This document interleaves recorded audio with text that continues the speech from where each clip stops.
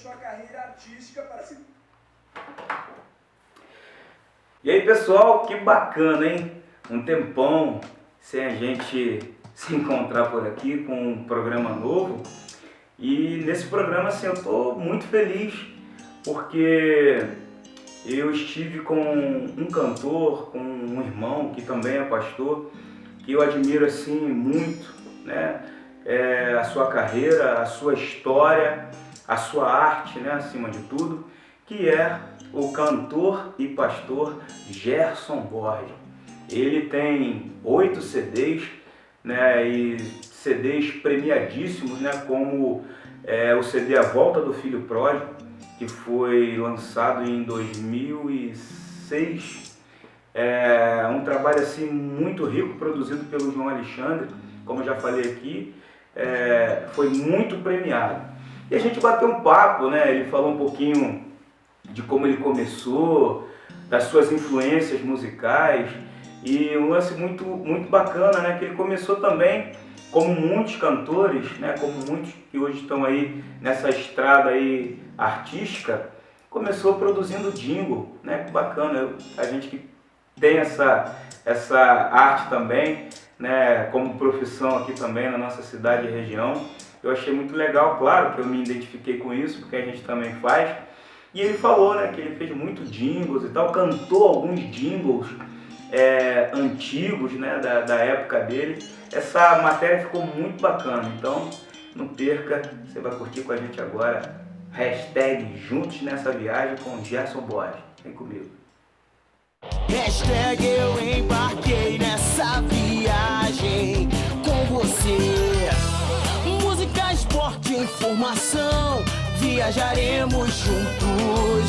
Embarque nessa e vem fazer o hashtag acontecer. Hashtag eu embarquei nessa viagem. Hashtag eu embarquei nessa viagem. Hashtag eu embarquei nessa viagem com você.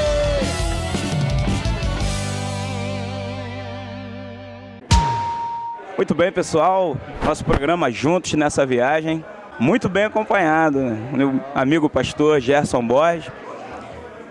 Vamos falar um pouquinho da sua história, como começou, né, da sua discografia e, acima de tudo, do amor de Jesus através das canções, através da poesia. E aí, Gerson, tudo bem? Como é que você está? Tudo bem, um prazer estar contigo aí, juntos nessa viagem. Um abraço a todo mundo que acompanha esse programa. A gente tem mais de 25 anos aí na estrada, né? Eu comecei lá nos anos... Eu estava nascendo. Pô, 89, você é de quando? Eu tô brincando, sou de 75. Ah, então tá. Então 89 você era adolescente. 69. Eu sou de 69. A gente começou no final dos anos 80 num festival. Na verdade a gente tocava nas igrejas e tudo, mas profissionalmente num festival no Sesc de São João de Meriti, em 89. E aí eu gravei o primeiro disco, depois o segundo em 91. E aí vão para 9 discos agora e tem mais 2 projetos em andamento. Sempre pensando numa música para a igreja que pudesse ser cantada lá fora. E uma música lá para fora que pudesse ser cantada na igreja. Sempre... Esse é o grande desafio, né, Gé? Porque você fazer algo que o povo cristão goste, mas que o povo lá de fora tem o desejo e vontade de ouvir. Você tocou num assunto importante, que é o seguinte: como é que a gente quebra as barreiras do gueto religioso, né? Bom, para início de conversa, o gospel americano é um fenômeno cultural, é a música dos negros americanos, nossos irmãos descendentes dos escravos que se convertiam e faziam os negros spirituals. É chamado de gospel porque era a palavra do evangelho. Aqui no Brasil, o gospel, a palavra gospel, ela é uma jogada de marketing, assim, né? Porque algumas gravadoras resolveram profissionalizar a música evangélica e usam esse termo. Eu não curto muito, não. Eu acho que o gospel mesmo é a música americana. Você imagina algum americano usando samba para falar de música africana? Você ia falar, não, mas samba é brasileiro, pô. Não, mas é música feita por negro. Mas e daí? A música gospel, de verdade, na minha opinião, é a música dos negros americanos. Agora, a gente já usa o termo é usado, então não vamos ficar discutindo isso. O ponto é que, nos Estados Unidos, como o gospel, como essa música das igrejas negras, ela tem uma beleza e uma identidade muito forte, ela virou um fenômeno cultural, se tornou um fenômeno cultural que atrai gente que é cristão e gente que não é cristão. O Nelson Motta mesmo, que é um produtor parceiro de composições de Lulu Santos, que lançou a Marisa Monte, ele é historiador da MPB, né? Foi amigo de todo mundo aí da MPB, é amigo. Ele produziu um disco do Mount Moriah, que era um coral de uma igreja batista negra de Nova York. Porque ele disse que ia para Nova York e aos domingos ia para essa igreja para ver esse coral cantando, como um fenômeno cultural. Enfim, eu acho que as pessoas estão atrás de beleza, verdade e bondade, como diria o Aristóteles, os gregos, né? A obra de arte tem que ter beleza, tem que ter verdade, tem que ter bondade. Se a nossa música, se a nossa poesia, se a nossa poética for verdadeira, for bela e for boa, produzir coisas boas para as pessoas, especialmente a comunicação do Evangelho, elas ouvirão, elas vão gostar, né? Mas se a gente... Esse tem sido o seu grande desafio. Sim, meu desafio de fazer uma música para a igreja que possa ser cantada lá fora e uma música para fora que possa ser cantada na igreja. Ou como eu digo às vezes, o desafio é casar a beleza com a verdade com a beleza, né? Legal, legal. Gerson, 9 discos, como você já falou. Eu conheço algumas de suas canções, mas o CD A Volta do Filho Pródigo é o que eu curto, né, mais. Inclusive nas minhas viagens com a minha família, minha esposa, a gente vai sempre ouvindo, né, aquelas canções. Como foi para você? Eu li que você ficou 8 anos pesquisando, estudando, né, analisando, porque para fazer um CD temático, onde todas as músicas têm o mesmo fim, né, o mesmo tema, não é fácil, né, fazer todas as músicas. Na verdade, A Volta do Filho Pródigo é um trabalho muito especial mesmo. Ele resulta da leitura que eu fiz de um livro chamado A Volta do Filho Pródigo, do Henry Nouwen, um teólogo holandês, que, por sua vez, escreveu esse livro a partir do encontro que ele teve com um quadro do Rembrandt, chamado A Volta do Filho Pródigo, que é aquele momento em que o pai abraça o filho que está voltando para casa, né? Esse livro me tocou muito e eu fiquei alguns anos, como você falou, lendo, relendo o livro e comecei a compor as canções, né? Agora eu queria que esse trabalho tivesse a característica bem lírica de um musical. O filho mais novo falando, o filho mais velho falando, o pai falando, outras pessoas testemunhando essa história, essa narrativa, né? Então, ao mesmo tempo é difícil, mas ao mesmo tempo, do ponto de vista da criatividade artística, é muito estimulante. Eu achei até mais fácil compor essas canções do que se alguém falasse assim, faz 10 cânticos de louvor aí pra gente gravar um disco daqui a 3 meses, né? Sem um caminho. Eu gosto, como eu produzi música para publicidade, né? Lá na minha juventude, 20 anos, 20 e poucos anos, eu fiz muito jingle. E era para mim muito desafiante alguém falar assim, olha, você tem até 2 horas da tarde hoje para fazer um jingle sobre esse refrigerante aqui e tem que ter essas 3 palavras e tem que ser um samba, ou tem que ser um baião, ou tem que ser uma balada pop e tem que durar 1 minuto e meio. E isso nunca me apavorou, pelo contrário, isso me estimulou, né? Eu tenho um amigo, Vavá Rodrigues, que fez um monte de música aí que o pessoal canta, né? Até o Padre Marcelo gravou Vavá Rodrigues, né? Aquela música A Alegria Está no Coração e Erguei as Mãos e Dar Glória a Deus, né? E ele também trabalhou muito tempo com jingle. O Renato Teixeira também é um compositor de jingle, fez muita coisa, né? Ortopé, tão bonitinho. Ou então, 250 quilômetros, mais um pouquinho, corre um pouquinho, 250 quilômetros, né?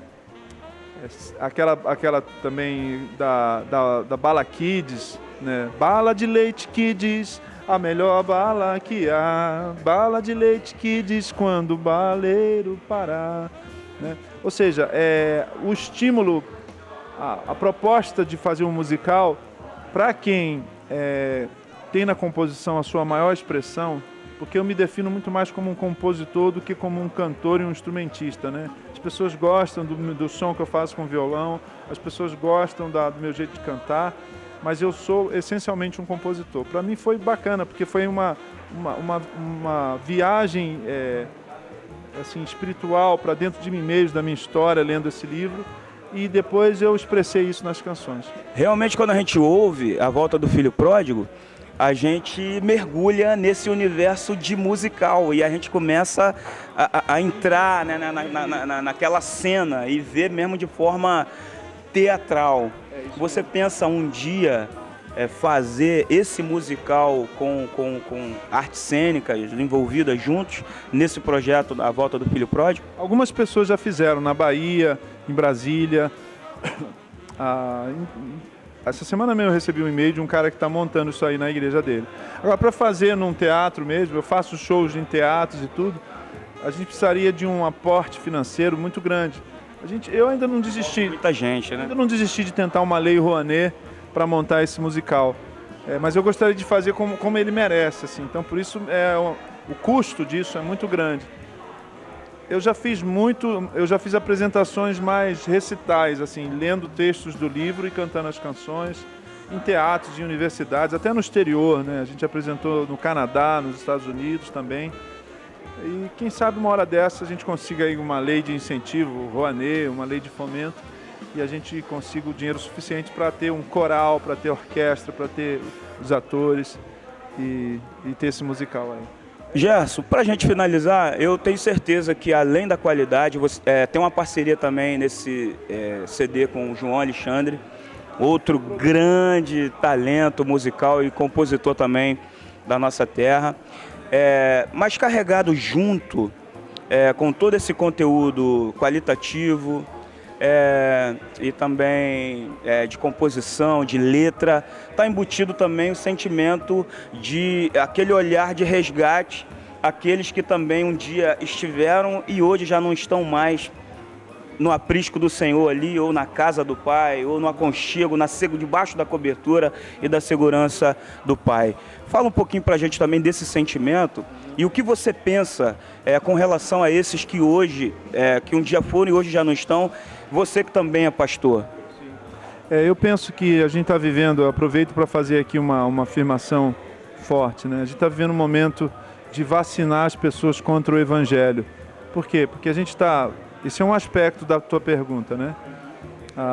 As pessoas estão vindo para as igrejas evangélicas, ditas evangélicas, a partir de promessas que o Evangelho não faz. Por exemplo, a promessa, pare de sofrer, venha para Jesus que Jesus vai te dar tudo.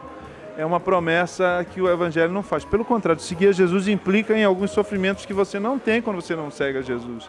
Por exemplo, a integridade moral e ética. Quem não segue a Jesus faz o que quer, dá nó em pingo d'água, é o rei do cheque sem fundo, tem 2, 3 mulheres, vive uma vida desregrada.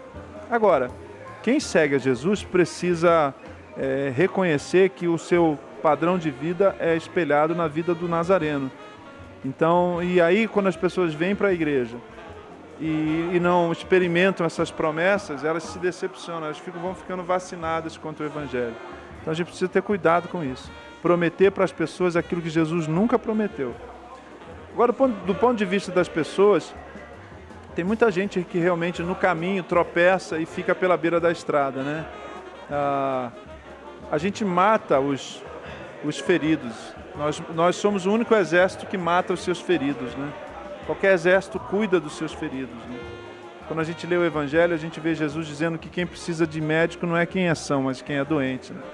Acho que a mensagem da graça, portanto, é uma mensagem de resgatar quem está ferido, quem ficou pelo meio do caminho. A arte, a música, a beleza, a estética, são ferramentas, eu imagino, de cura, de consolo para o coração. Por isso que eu insisto nisso. Outro dia, para fechar aí nosso papo, eu vi o Bono Vox, né, que é um irmão, ele é cristão, do U2, dizendo o seguinte: alguém o perguntou por que ele fazia música, por que ele começou o U2. Ele disse: eu faço música, eu comecei essa banda, e que vamos dizer que está dando certo, né?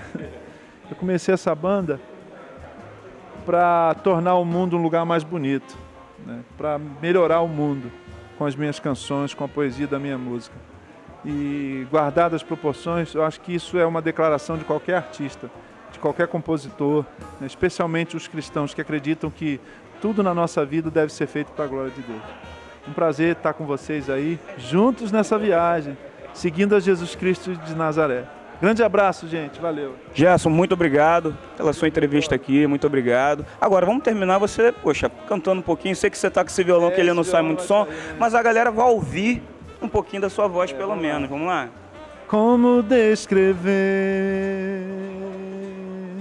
como explicar o amor que vai de leste a oeste e nunca mais vai terminar. Juntos nessa viagem. Valeu, gente. Um abraço. Me conhece.